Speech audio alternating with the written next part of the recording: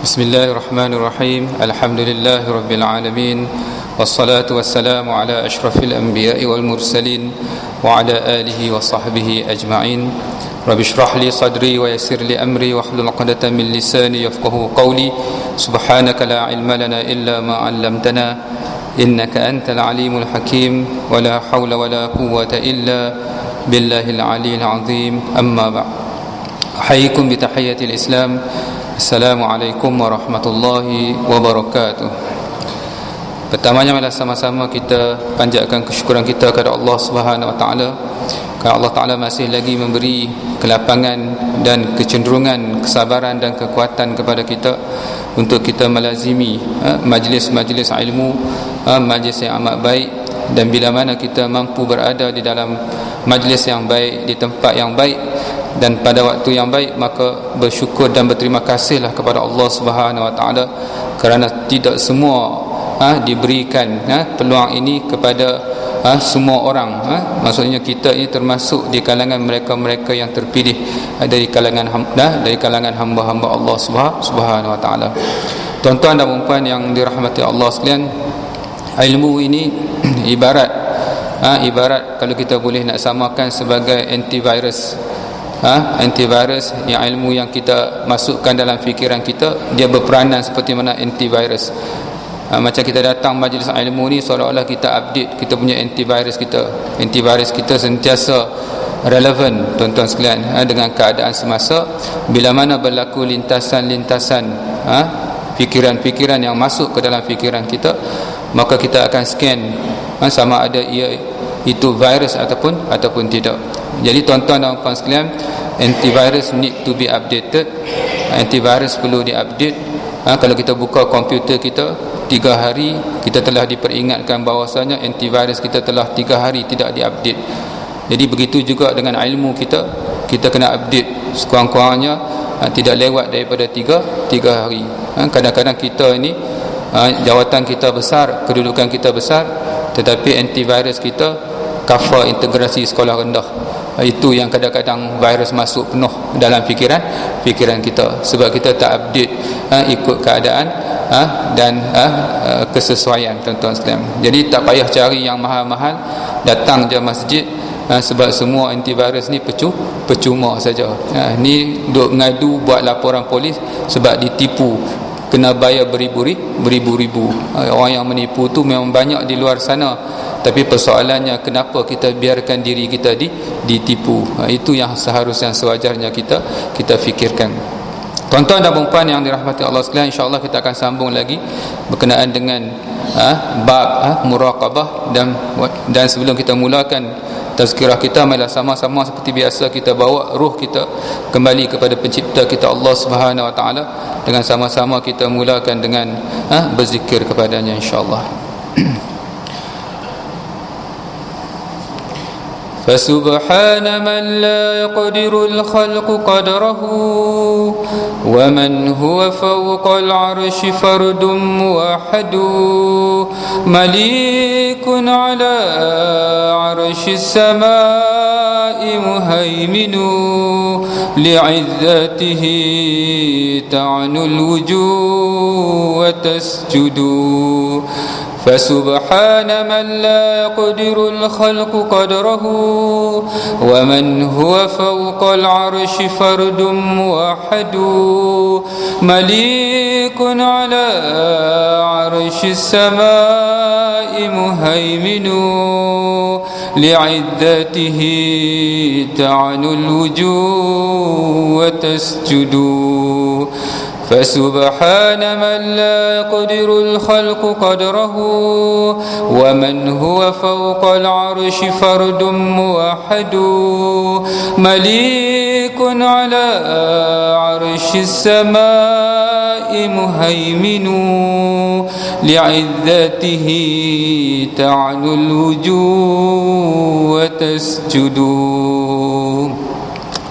حسبي ربي جل الله ما في قلبي غير الله نور محمد صلى الله حسبي ربي جل الله ما في قلبي غير الله نور محمد صلى الله حسبي ربي جل الله ما في قلبي غير الله نور محمد صلى الله حسبي ربي جل الله ما في قلبي غير الله نور محمد الله حسبي ربي جل الله ما في قلبي غير الله نور محمد صلى الله ليس لها من دون الله كاشفا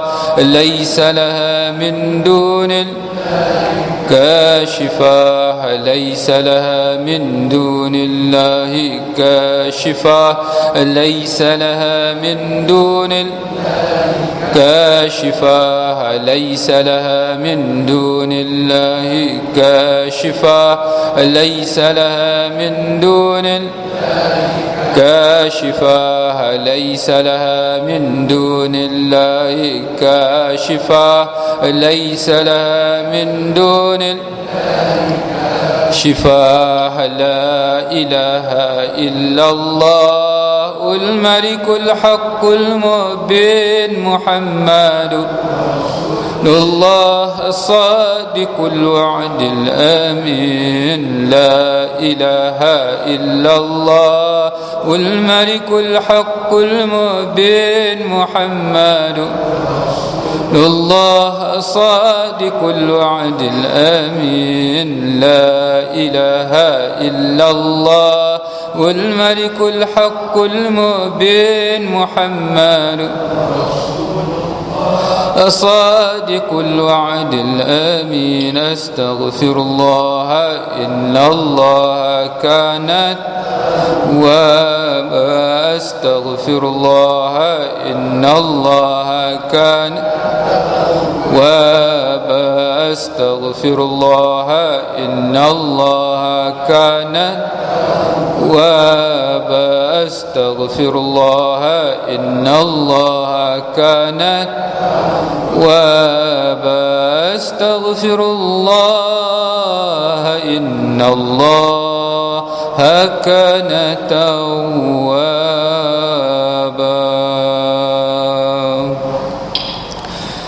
لا إله إلا الله لا إله إلا الله لا إله إلا الله محمد رسول الله يا ذا الجلال والإكرام يا ذا الجلال والإكرام يا ذا الجلال والإكرام أمتنا على دين الإسلام لا إله إلا الله لا إله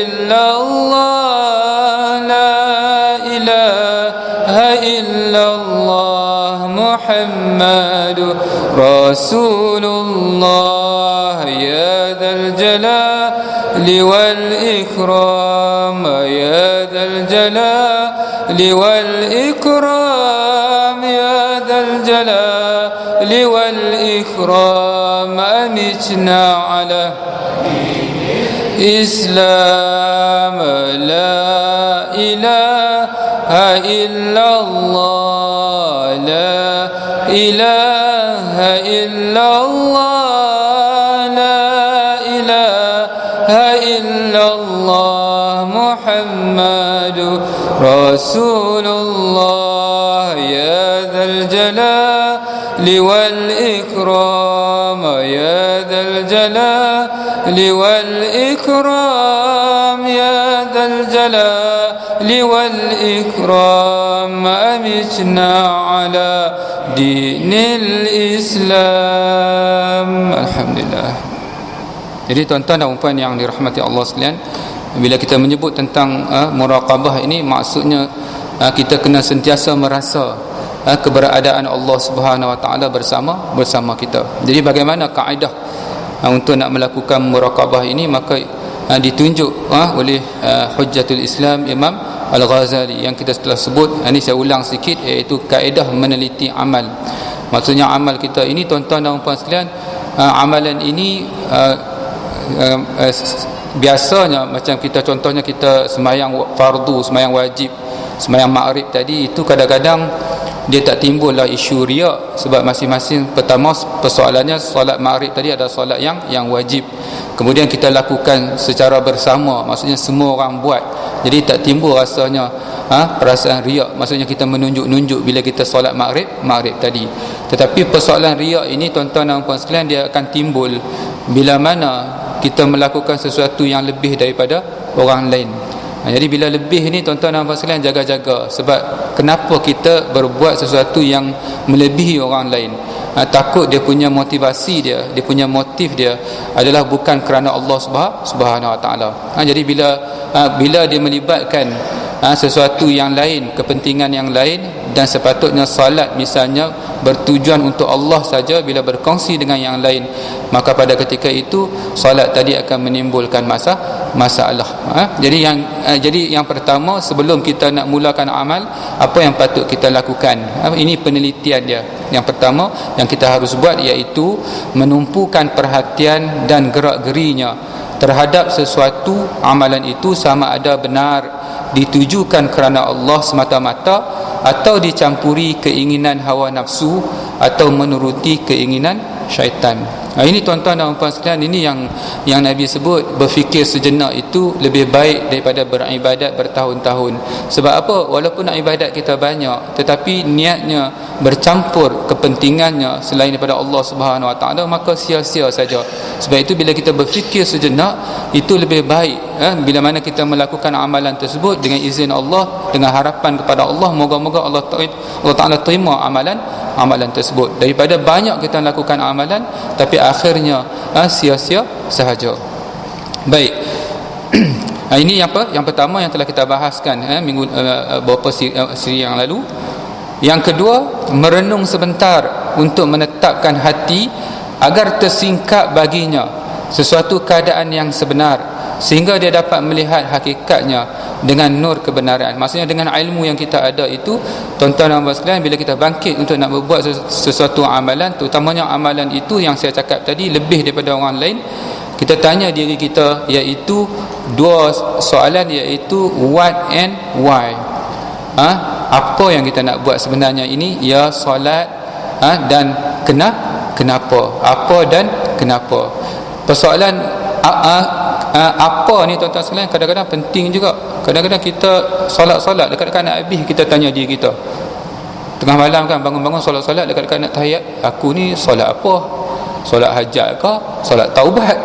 Sebab apa? Sebab daripada peringkat awal lagi kita tak selesai. Waktu nak bangun tadi kita terlupa, maksudnya aku ni solat apa. Jadi sampai penghujung kita dah baca tahiyat, baru kita teringat tentang solat. Jadi persoalan apa itu penting, dan kenapa. Kenapa ni maksudnya kenapa aku solat ini, kenapa aku bangun tengah malam ini. Takut-takut motivasinya itu selain daripada Allah. Nah, itu yang kita kena renung dan kita kena teliti. Saya fikir juga, takut benda ini akan menimbulkan persoalan. Kalau orang kata, ustaz, kalau macam kita nak buat, ustaz, tiba-tiba timbul perasaan riak. Jadi kita kena balik kepada bab riak lah.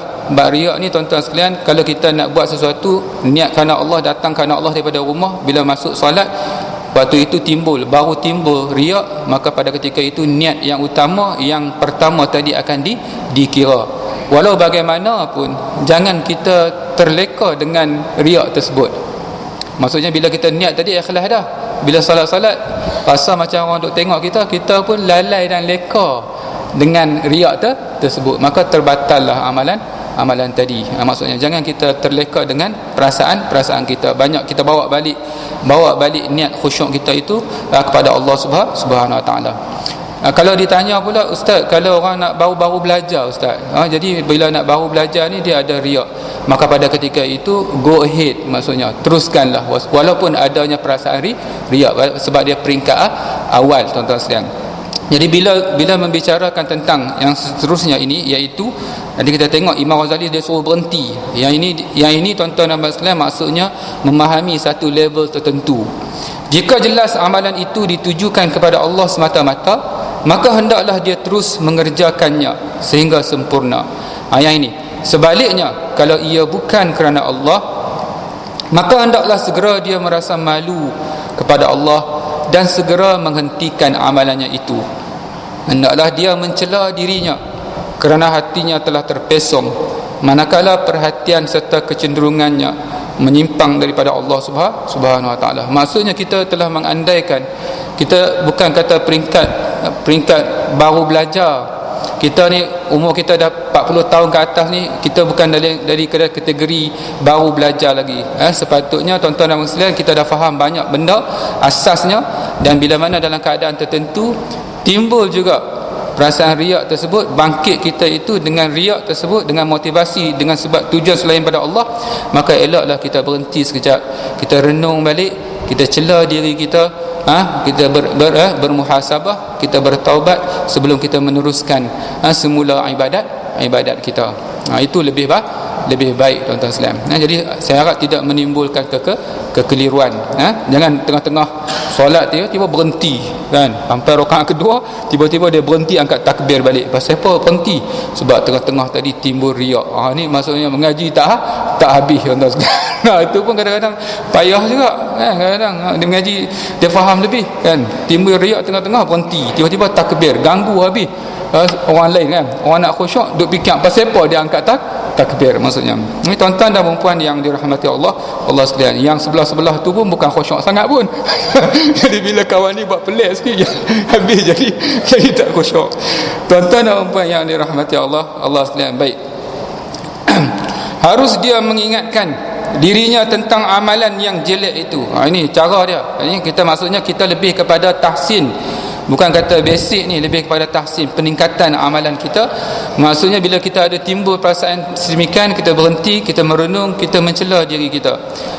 Betapa aku ini masih ada lagi kepentingan yang lain daripadamu ya Allah, dan bahawasanya amalan serupa itu haruslah dianggap musuh kepada diri kita. Kerana apa? Kerana ia akan membawa mudarat yang besar kepadanya. Buat bangun motivasi dia kerana manusia. Kita nampak mudah, nampak simple, tuan-tuan sekalian, tetapi hakikatnya yang tersirat ialah seolah-olah kita berkata kepada Allah, oh God, I'm not doing because of you, without you I'm not doing. Maksudnya walaupun benda itu Allah Ta'ala yang suruh, tapi kita bukan buat kerana dia. Ustaz, mana ada orang cakap macam tu ustaz, kan? No, you don't need to speak. Action speak louder than words.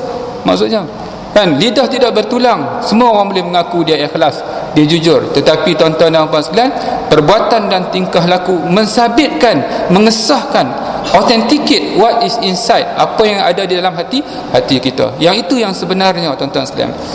Tuan-tuan dan puan yang dirahmati Allah sekalian. Baik, kalau kita faham begitu, maksudnya riak itu sebenarnya tidak menguntungkan sama sekali diri kita. Malah riak itulah yang menyebabkan kita menjadi rugi, dan riak itulah yang menyebabkan kita dicampakkan ke dalam neraka Allah Subhanahu Wa Taala. Jadi tuan-tuan dan puan sekalian, kita kena ingat perasaan tersebut sebenarnya musuh kita. Dia nak memusnahkan kita. Jadi bila kita rasa yang sedemikian, kita akan cuba mempertahankan. Kerana apa? Kerana Allah dan kerana kasih dan sayang kita kepada diri kita. Tuan-tuan dan puan yang dirahmati Allah sekalian. Kedua, meneliti amalan. Ini kita akan sambung, iaitu bagaimana nak meneliti amalan sewaktu mengerjakannya. Tadi kita sekarang kita nak buat dah. Dalam keadaan kita nak buat misalnya. Yang pertama, apakah caranya yang betul seperti yang disyariatkan agar ia dikira sempurna untuk menunaikan hak Allah. Yang ni tuan-tuan dan puan sekalian kena belajarlah, maksudnya dari sebagai rukun dan syarat. Salat itu apa rukun dan syaratnya, puasa apa rukun dan syaratnya. Kalau boleh kita buat itu, kita buat atas dasar ilmu. Walaupun kadang-kadang kita berbeza dari segi mazhab dan pendapatnya, tetapi eloklah sewajarnya kita buat berdasarkan ilmu kita. Ini tuan-tuan dan puan yang dirahmati Allah sekalian. Yang kedua, hendaklah dia mensucikan niatnya sehingga amalan itu terlaksana dengan keadaan sesempurna mungkin. Buat yang terbaik. Kadang-kadang bila kita buat ni, kita duduk tengok orang sebelah. Ada satu kes yang berlaku di satu tempat ni tuan-tuan sekalian. Bila dia solat dia tengok orang sebelah dia sujud tak sentuh hidung kat lantai. Jadi bila tak sentuh hidung lepas solat, dia berhenti. Tuan, saya perasan tadi tuan solat hidung tak kena sejadah kan. Jadi dia jawab, yang sebelah tu jawab, yalah saya faham, memang hidung kena sentuh sejadah, tapi hidung saya sakit. Kan saya tak sentuh kan. Lepas tu dia tanya, boleh saya tanya tuan pula, yang tuan pergi tengok saya sembahyang tu pasal apa? Yang tu tak ada jawapan. Kadang-kadang kita duk concern tentang orang sebelah, akhirnya kita terlupa bahawasanya kita sedang bersolat, tuan-tuan sekalian. Ini tuan-tuan dan puan-puan yang dirahmati Allah sekalian. Baik. Penelitian seperti ini harus berlaku dalam setiap urusannya, kerana setiap amalan tidak sepi sama ada daripada ketaatan, kemaksiatan ataupun amal yang harus. Jadi tuan-tuan dan puan sekalian, bila kita sebut muraqabah, maksudnya meneliti ini, dia melibatkan 5 hukum. 5 hukum iaitu yang mana yang wajib, yang sunat, dan juga yang harus, dan juga yang makruh dan yang haram. Di sini disebut ketaatan. Ketaatan ni, bila kita sebut ketaatan, dia lebih kepada wajib, dan ringan sikit iaitu sunat. Kemaksiatan tu merujuk kepada yang haram, dan yang tak sampai haram, sedikit dekat dengan haram iaitu makruh, dan amal yang mubah ataupun amal yang harus iaitu antara ketaatan dan kemaksiatan. Jadi baik, kalau amal itu amal taat, maksudnya yang wajib dan yang sunat, bagaimana kita nak teliti dia? Iaitu melaksanakannya dengan tulus ikhlas, betul-betul kerana Allah Subhanahu Wa Taala, cukup sempurna dengan menjaga adabnya dan memelihara dari bencana yang merosakkannya. Bencana yang merosakkan sama ada bencana yang bersifat fizikal, tuan-tuan sekalian, dan bencana yang melibatkan spiritual, iaitu zahir dan batin. Maksudnya di segi fizikalnya ni, kita jaga pergerakan kita, dari segi spiritualnya kita jaga kita punya niat kita. Iaitu perkara-perkara yang boleh merosakkan amalan kita, tuan-tuan sekalian. Ini tuan-tuan dan puan yang dirahmati Allah sekalian. Kemaksiatan, kalau melibatkan kemaksiatan yang haram ataupun yang dekat dengan haram, iaitu makruh. Yang haramlah kita di sini lebih kepada yang haram, iaitu menelitinya dengan bertaubat. Kalau kita melakukan satu dosa, perbuatan maksiat, maka kita bermuhasabah, maka kita ikuti maksiat kita itu, dosa kita itu dengan bertaubat, serta diikuti dengan penyesalan. Ini semua simptom-simptom ataupun tanda-tanda seseorang itu bertaubat, iaitu diikuti dengan penyesalan. Kalau kita kata kita bertaubat tapi tak ada tanda penyesalan, maka itu bukan taubat sebenarnya. Itu bukan taubat sebenarnya. Jaga, kadang-kadang kita ni tertipu dengan iblis. Kita rasa kita telah bertaubat, tetapi hakikatnya itu bukan taubat yang sebenar. Kerana taubat yang sebenar, dia diikuti dengan penyesalan dan juga rasa malu, serta memenuhi diri dengan kesedihan memikirkan dosa yang telah dibuat itu. Jadi orang yang beriman ni, tuan-tuan sekalian, bila dia buat dosa, dia rasa macam bukit nak hempak. Dia kena rasa macam tu, macam sesuatu akan menimpa dia kalau dia buat dosa. Tapi orang yang kata main-main ni, yang bukan serius bertaubat ni, dia macam Nabi kata, macam lalat hinggap kat hidung. Dia tepih lagi, dia buat lain, lalat main lain, dia tepih, dia macam tu je. Dia tak rasa satu yang besar. Tapi kalau orang yang betul-betul beriman, dia tahu apa yang menanti dia selepas di alam barzah nanti, tuan-tuan sekalian. Maka pada ketika itu, bila dia nak buat satu dosa, dia rasa seolah-olah macam bukit nak hampat dia. Jadi tuan-tuan dan puan sekalian, kalau kita rasa macam tu, pastinya dia akan memberi kekuatan kepada kita untuk kita menghindari maksiat tersebut. Sebelum saya sambung, saya nak kongsi sedikit cerita. Ini cerita saja tuan-tuan sekalian, bukan daripada Al-Quran dan hadis.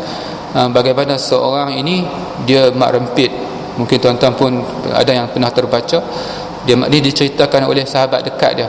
Dia merempit, akhirnya dia aksiden tuan-tuan sekalian, dan disahkan meninggal.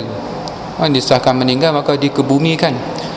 Bila dia dikebumikan tuan-tuan sekalian, malam yang pertama tu di alam barzah tu, mak dia bermimpi, kata minta gali semula sebab dia masih hidup. Malam pertama mak dia mimpi, mak dia ingat sebab mungkin kasih sayang kot dia rasa macam tu. Malam kedua berulang lagi, minta supaya digali semula. Dan malam ketiga berulang, akhirnya mak dia rasa yakin ini bukan mimpi ataupun perasaan, ini mesti satu signal yang kuat daripada Allah Subhanahu Wa Taala. Maka diambil perintah mahkamah, polis dan keselamatan semua, maka digali. Bila mereka gali tuan-tuan sekalian, disahkan bawa perubatan semua, dia masih hidup, tetapi dalam keadaan koma. 3 hari dibawa ke hospital dalam keadaan koma. Akhirnya dia sedar. Bila dia sedar tuan-tuan sekalian, dia berubah daripada seorang dulu yang maksudnya marempit kan, sekarang ini menjadi seorang yang pendiam. Jadi dia cerita dengan kawan dia kata, kalau engkau tahu apa yang aku rasa dalam kubur tu, engkau pastinya akan bertindak ataupun berbuat seperti mana yang aku lakukan. Dia semakin dekat dengan Allah, rajin solat dan sebagainya. Dia cerita apa tuan-tuan sekalian, bila dia masuk dalam kubur tu, bila dia orang melangkah balik tu, dia dengar tapak kaki melangkah itu macam bunyi yang amat kuat, meninggalkan dia. Macam hadis Nabi, 3 langkah orang balik je, dia datang macam 2 orang, 2 malaikat. Dia tahu ni malaikat, dia sambil duk eret besi, ataupun dia panggil kita panggil rantai. Dia tanya soalan dalam bahasa Arab. Macam talqin, ma rabbuka wa ma imamuka. Dia kata, walaupun saya tak belajar bahasa Arab, tapi saya faham soalan tu, dan saya tak boleh jawab. Walaupun saya tahu, tapi saya tak boleh jawab, maka saya dipukul maksudnya. Jadi tuan-tuan dan puan sekalian, lama mana dia hidup, dia berubah. Lama mana dia hidup, Allah Ta'ala ambil kembali dia selepas 3 tahun. Dia umur 19 tahun, dia aksiden mati, kemudian bangkit. 3 tahun selepas itu dia pulang terus. Maksudnya dia kembali betul-betul bertemu dengan Allah Subhanahu Wa Ta'ala. Maksudnya benda ini tidak mustahil berlaku, dan yang pentingnya kita dapat mengambil pengajaran tuan-tuan sekalian, apa yang menanti kita di alam barzah tuan-tuan sekalian. Jadi tuan-tuan dan puan yang dirahmati Allah sekalian, hendaklah dia mengikis terus jika ada dosa yang kita lakukan. Sebab dosa ini bila kita mati, dia tidak boleh dicuci, tidak boleh dihilangkan kecuali dengan bakaran api neraka. Ini tuan-tuan dan puan sekalian, bila buat dosa, bertaubat, menyesal, malu dan rasa sedih, dan juga hendaklah mengikis terus maksiat yang telah dilakukan dari dalam dirinya, serta berjanji tidak mengulanginya. Nah, ini kalau betul-betul kata kalau kita serius dalam bertaubat, yang kita panggil sebagai taubat nasuha, berjanji, berazam betul-betul untuk tidak mengulanginya. Ni tuan-tuan dan puan yang dirahmati Allah sekalian. Dan yang ketiga, kalau benda tu harus ni macam contohnya kita kata macam kita bersenam, macam kita makan, ini masuk dalam kategori yang harus. Sesuatu yang harus dibuat dalam agama, maksudnya agama hendaklah menjaga tata tertib dalam melakukannya. Macam kita kadang-kadang orang senam aerobik, tuan-tuan sekalian, senam aerobik orang perempuan kan, senam aerobik. Tanya saya, boleh tak ustaz surau buat majlis anjuran senam aerobik? Saya kata tengok tempat lah. Kalau boleh perempuan semua dan tempat itu agak tertutup. Kalau buat kat surau macam mana ustaz? Buat kat surau lagi kena jaga-jaga, takut dia sensitif, dia boleh menimbulkan fitnah. Saat ni tuan-tuan dan puan, surau orang nak masuk sembahyang apa semua, kita duduk lompat tanah tempat sini, tuan-tuan sekalian, orang sembahyang tak khusyuk. Dia jadi macam tu tuan-tuan sekalian. Jadi tuan-tuan dan puan sekalian, kita kena jaga. Kita kadang-kadang kita bersenam pun kita kena ingat juga cara kita bersenam macam mana, ada adab bersenam. Kalau kita melanggar perintah Allah, kita melanggar perintah Allah, saya nak bagi tahu tuan-tuan dan puan sekalian, walaupun kita tak bercakap, tapi seolah-olah kita percaya bersenam itulah yang menyihatkan kita, bukan Allah. Kenapa ustaz cakap macam tu? Kalau kita yakin Allah Ta'ala yang menyihatkan kita, mesti kita ikut peraturan Allah. Tapi kita tak ikut peraturan Allah, maksudnya we believe that our exercise that make us healthy, not because of Allah. Betul tak? Dia punya indirectly dia ke situ, tuan-tuan sekalian. Sebab tu jaga-jaga. Kalau kita bersenam, kita melakukan riadah tetapi melanggar arahan Allah, suruhan Allah, maksudnya kita telah melakukan syirik dengan mempercayai bahawasanya bersenam itu sebenarnya yang menyihatkan kita. Tak, bersenam hanya menjadi sebab dan musabab untuk kita sihat, tetapi hakikatnya yang menyihatkan kita adalah Allah Subhanahu wa taala. Tuan-tuan dan puan yang dirahmati Allah sekalian. Kadang-kadang saya kesian tengok kadang-kadang orang macam hujung-hujung minggu kan, orang sekarang ni trend orang naik basikal. Naik basikal memang bagus tuan-tuan sekalian, tapi pakaian ketat kan, yang laki-laki serupa, yang perempuan lebih teruk lah tuan sekalian. Ketat, pakaian ketat ni dia bukan untuk orang perempuan je, orang laki-laki pun tak boleh kan, sampai nampak tersembul semua kan tuan sekalian. Jadi hukum apa tuan sekalian kan, maksudnya tak boleh tuan sekalian. Saya satu ketika saya pergi masjid UIA, alumni minta rasmi program, saya pergi dekat kolam, ada orang tak datang ni, saya sampai awal, saya pergi kat kolam renang. Saya tengok ada seorang trainer yang melatih orang berenang, budak-budak berenang. Dia pakai fit ketat tuan-tuan sekalian, ketat saya sampai kat lutut. Dia duduk menerak atas simen. Budak-budak duduk layak, dia duduk atas simen, dia duduk ajak macam ni, kepak kaki macam ni. Saya tengok, ya Allah, dengan ketat. Saya laki-laki pun saya rasa geli tuan-tuan sekalian. Tuan-tuan, yang lebih mengejutkan lagi, yang duduk depan-depan dia tu mak budak. Oh, jaga tuan-tuan sekalian. Jangan main-main orang perempuan pun kan, tuan-tuan sekalian, duk main kena jaga juga. Maksudnya pakaian kita pun kena jaga. Maksudnya bukan kata orang perempuan tak boleh pakai pakaian yang ketat, orang lelaki pun sama juga maksudnya. Tuan-tuan dan perempuan yang dirahmati Allah sekalian, itu harus, tapi kita kena jaga tata tertib dalam melakukannya. Jangan pula terlupa.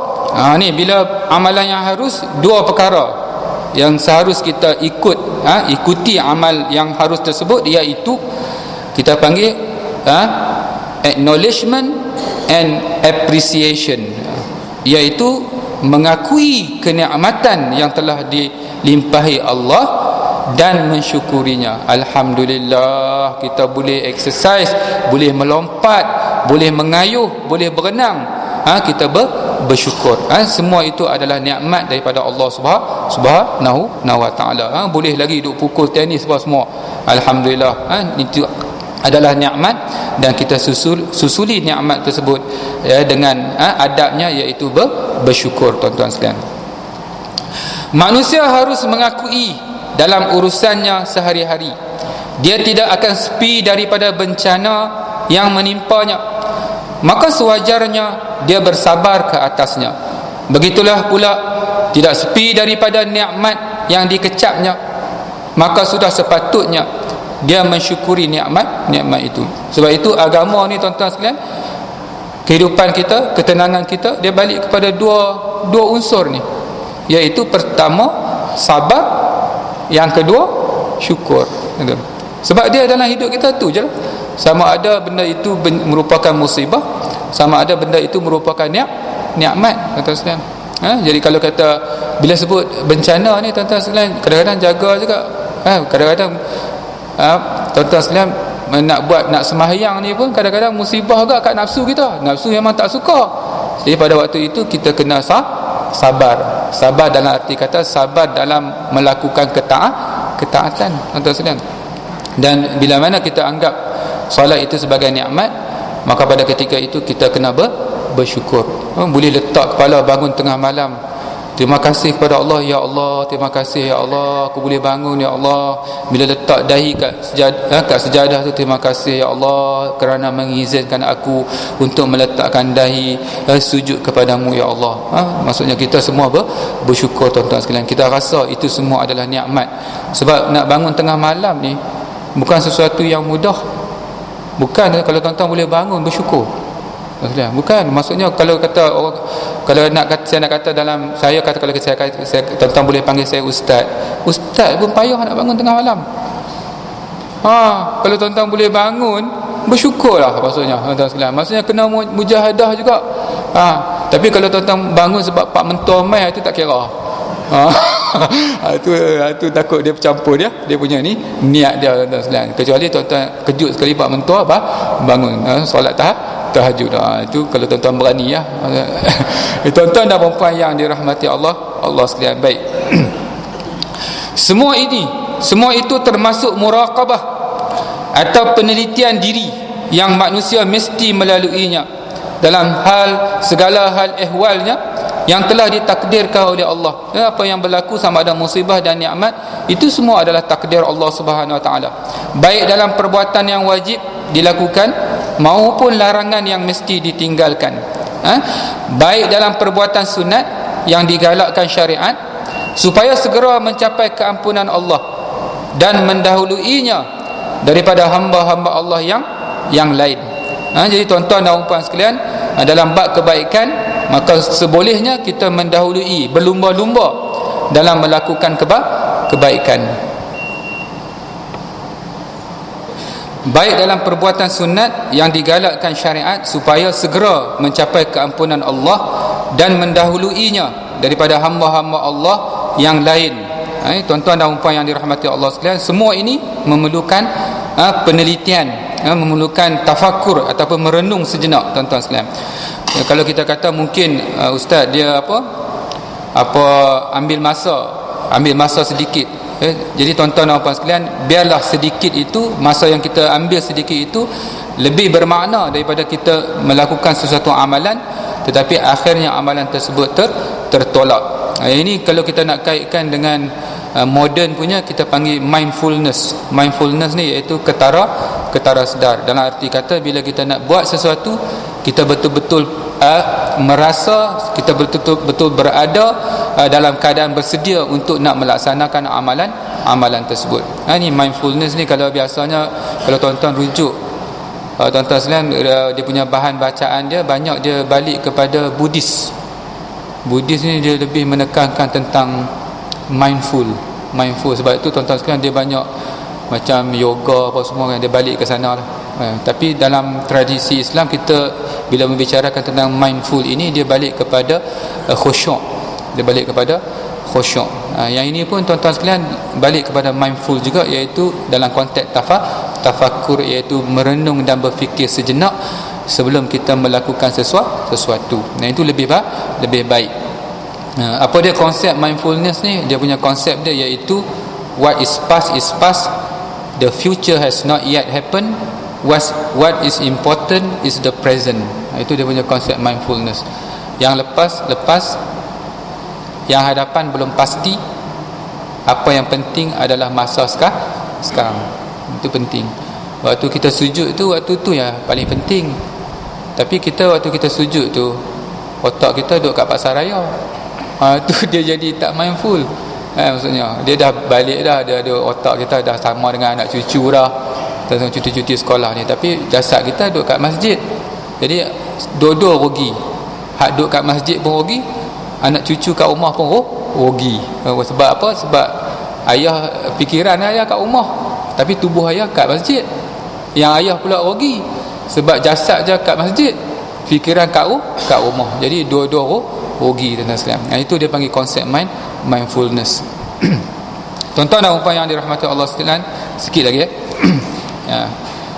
Dalam perbuatan harus yang mengandungi kebaikan-kebaikan untuk jasmani dan rohani yang dapat menolong untuk melakukan ketaatan kepada Allah. Maksudnya kalau kita bersenam, kita akan jadi sihat, kita akan jadi kuat. Bila kita kuat, maka kita beribadat dengan mudah. Setiap perkara tersebut ada batas-batasnya yang tertentu pula. yang sewajarnya dijaga dengan cara muraqabah ataupun penelitian diri. Allah Ta'ala berfirman, wa man yata'adda hududallah faqad zalama nafsah, maka barang siapa yang melampaui batas-batas Allah, setiap sesuatu sama ada yang wajib, yang haram dan yang harus, bila kita mengerjakannya, dia ada dia punya limit-limit dia, dia punya had-had dia, ada adab dia, maka jangan kita melampaui batas-batas tersebut.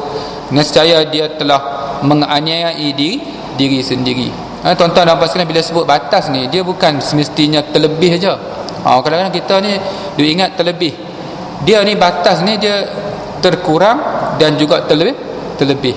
Solat, makan misalnya. Makan jangan makan terlebih dan jangan pula terkurang makan. Kita jangan makan lebih. Ada orang dia tak makan langsung, tu pun tak boleh juga.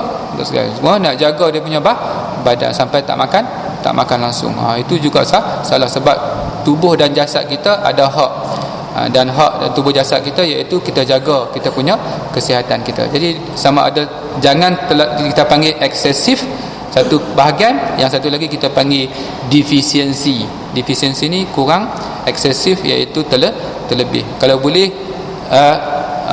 wasat, ataupun di tengah-tengah atas Islam. Macam senyum, terlebih senyum pun tak boleh juga.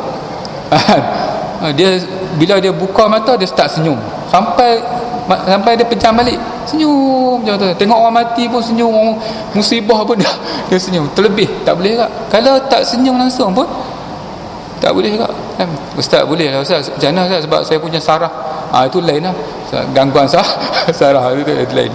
Tuan-tuan dan puan yang dirahmati Allah sekalian, sikit lagi, orang yang telah selesai dengan amalan-amalan fardu dan berkuasa untuk menambah kebajikan, maka hendaklah dia memilih amalan-amalan yang lain yang utama untuk dikerjakan. Sebab orang yang berupaya menambah keuntungan tetapi melengah-lengahkannya, padahal dia berkuasa mencapainya, maka tidak orang tersebut akan menanggung kerugian yang besar.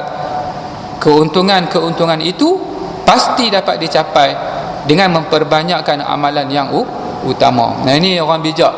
Dia kan smart Muslim. Dia bijak, walaupun dia, tuan-tuan sekalian, dia simple, tapi dia tahu yang mana yang betul-betul berkualiti daripada kuantiti. Dia pilih zikir-zikir, misalnya zikir pagi yang mana kalau zikir ni Nabi kata berkalikan ganda. Ada orang zikir biasa dia tak kisah, itu dia panggil normal Muslim. Tapi kalau yang bijak ni dia target, ini memang amalan ni sikit tapi buat pahala banyak. Sebab itu kadang-kadang terselah dalam pelaburan pun macam tu, dalam perniagaan pun macam tu, dalam amal ibadat pun macam itu. Sebab kehidupan adalah perniagaan juga, iaitu kita berniaga. Berniaga dalam arti kata kita nak membeli akhirat. Kadang-kadang kita terpaksa membayar dengan dunia. Itu semua perniagaan. Tapi ada orang dia jual akhirat, dia beli dunia. Tuan-tuan sekalian, ada dia jual akhirat, dia beli dunia. Imam Ghazali kata apa? This is the most stupid transaction. Dia menjual yang abadi, dia memilih yang sementara. Mana ada orang berniaga macam tu, tuan-tuan sekalian? Dia jual kereta, dia beli kangkung. Itu memang bodoh sangat. Dia ambil rumah saya banyak kangkung, tuan-tuan. Tuan-tuan yang dirahmati Allah sekalian, cukuplah sekadar itu perkongsian kita. Yang baik pastinya daripada Allah, dan yang dhaif daripada kelemahan diri saya sendiri. Saya sudahi dengan wabillahi taufiq wal hidayah. Wassalamualaikum warahmatullahi wabarakatuh.